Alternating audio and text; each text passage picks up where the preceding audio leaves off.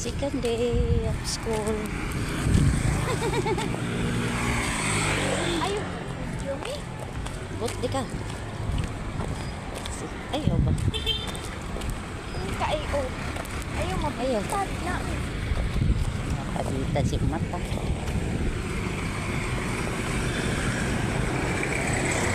Ayaw kay buntag.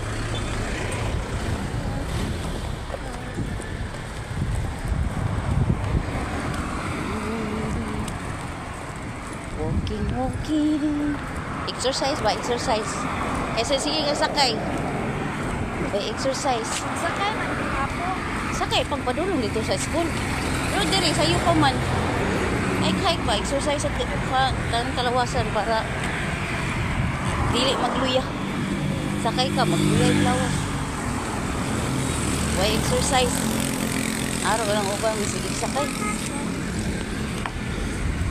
Matapulan ba yan? Anya na mag-exercise, tiguwang na. Iko.